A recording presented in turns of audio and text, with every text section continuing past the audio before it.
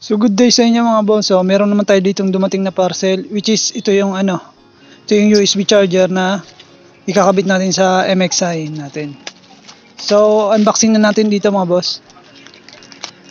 Parang domino switch yung niya, yung style niyang niya ng yung lagayan.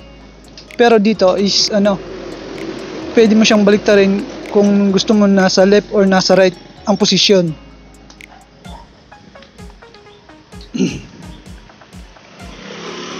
Meron siyang screw sa gitna. So ito, ilalagay mo lang dito. Meron ditong maliit na screw bolts para kung gusto mo pag ganyan or pag ganan. So karaniwang kinakabit ito sa sa mount ng side mirror kasi malaki yung butas katulad ng domino switch.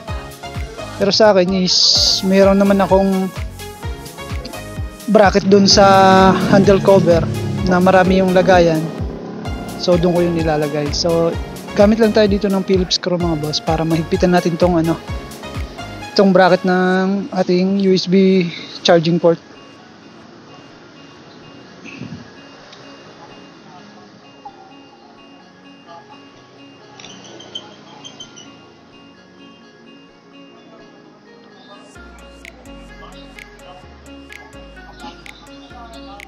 So dito na nga, titestingin na natin dito mga boss kung saan natin ilalagay. So una, dito ko muna balak ilagay sa ilalim ng hang bolts dito sa ating voltmeter para nakatago. Pero parang matatamaan or parang nakakaharang siya kapag gagamit ka ng switches dito sa switch natin sa mga button niya. Pero try muna natin kung okay kasi mas malapit dito yung butas ng cowling para maipasok natin dito yung wire para hindi makalat. So ito yung gamit ko mga boss, 10mm na socket, tsaka meron din akong nut para dun sa hang bolts natin na nakapasok dun sa bracket. So dito na nga mga boss, try natin tong i-mount. So dito lang ako nag-aayos sa garahe namin kasi dito lang nakatambay itong palaging si MXI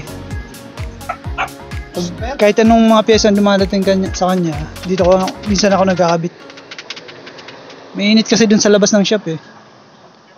So dito, hanap lang ako dito ng washer kasi malaki yung butas ng mount ng USB charging port natin.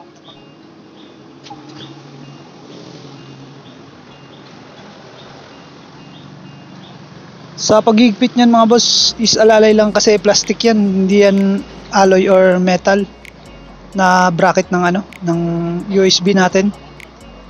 Meron naman tong iba-iba, merong binubutasan yung kaha, meron siyang thread, tapos meron siyang square type. Basta iba-iba. Ito nakamount talaga sa side mirror. So ito na mga boss na testing na natin. So ito yung ginawa ko.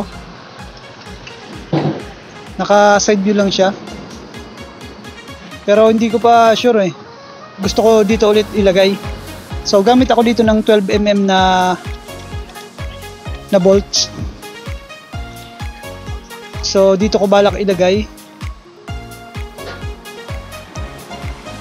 Gusto ko kasi nakatago lang 'to eh kasi hindi naman ako gagamit ng charger para sa cellphone or what. May paggagamitan ako dito mga boss. So ito yung big head na na hang bolts, nakatago lang to kaya sakto naman dito sa atin sa 10mm na thread.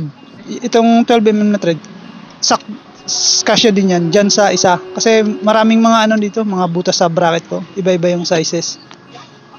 So yun nga, ililipat lang natin itong bracket ng USB port. So itong ginamit ko mga boss, socket wrench na 12mm. So alalay lang sa paghihigpit yung sabi ko kasi plastic na, kung mababasag yan, mapuputol, sayang din naman. So ayan na nga mga boss, na-mount na natin. Ito na yung position talaga, yung final nya. Ito lang yung ginamit ko. So ayan. So ito na yung pwesto talaga niya, nakaharap na sa akin. Which is hindi naman sagabal or nakakaharap or makalat kasi black naman yung team natin dito sa natin, handle cover. Parang ano lang, minimalist. So pwede nyo lang lagyan niya ng nut sa ilalim for support niya, pero okay lang kasi may thread naman yan. So dito ko ipapasok yung wire niya, pero nag-aalangan ako mga boss kasi pag nagtanggal ako dito ng head cowling, yung yung wire matatamaan, is hindi mo talaga maalis yung buo. Hindi tulad dito sa kabila na kahit tanggalin mo to is naka-open siya kasi nakapag ganun siya, no? So hanap tayo ng ibang parang para saan natin to ipapasok, kasi dito mahirap na, may harang siya, matatamaan yung wire pag nagbukas ka dito ng cowling. Ayoko pa naman ng mga may sagabal, gusto ko yung talagang hindi naaalisin. So ito na yung mga boss, okay na yung charger natin. So ito pala mga boss, 2 wires lang to. Itong puti is negative, itong red is positive. So i-connect nyo yan sa accessory wire ng motor nyo. Pag sa Yamaha, kulay brown yung accessory wire nyo. Tapos itong negative, direct nyo sa battery, sa negative, para mas safe. Hindi yung itatap nyo lang. So ngayon, tatanggalin muna natin tong headlight cover nya. 2 bolts lang to mga boss. Sa akin dito is naka-hang bolts, kaya 8mm to. Yung stock dito is screw bolts. So ito, luwagan lang natin mga boss.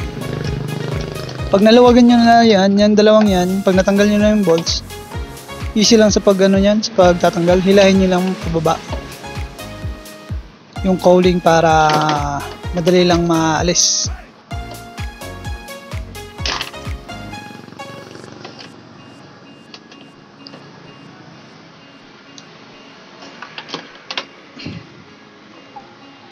So ayan mga boss, ito yung tatanggalin natin. Hilahin nyo lang yung pababa, alalay kayo sa taas and So natanggalin natin mga boss.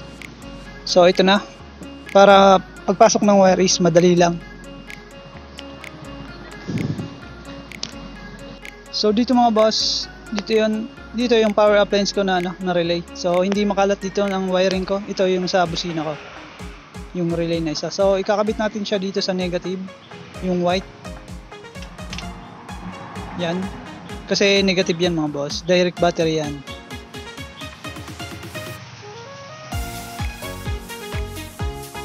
So pag nabitin yung wire, supunan nyo ng ibang wire, yung make sure na yung makapal na wire.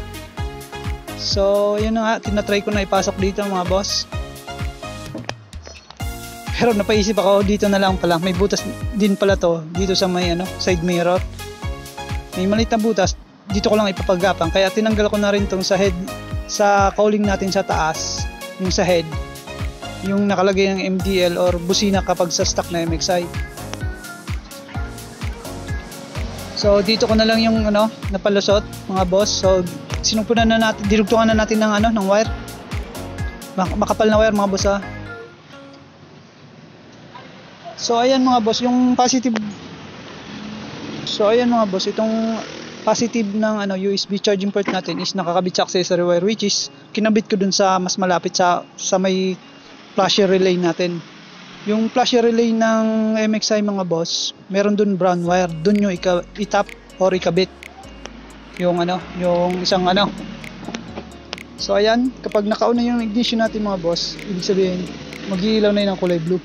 Ibig sabihin niya na gumagana yan. So ayan mga boss, umiilaw na yung charger wire natin. So ibig sabihin okay to. Pag gagamit kayo nito, make sure na naka-under yung makina, kasi malulubat yung battery nyo kapag naka-switch on lang, hindi naka-engine on. So try ko sana tong flashlight, kaso iba pala yung yung port nito. Ito palang USB cable pa to, yung isa. Kaya try natin yung isa. Hindi ko kasi matry itong cellphone kasi itong ginagamit ko pag video, hindi nyo makikita. So ayan, ito na yung wireless headset ko mga boss. So tingnan natin kung gumagana yung charger natin.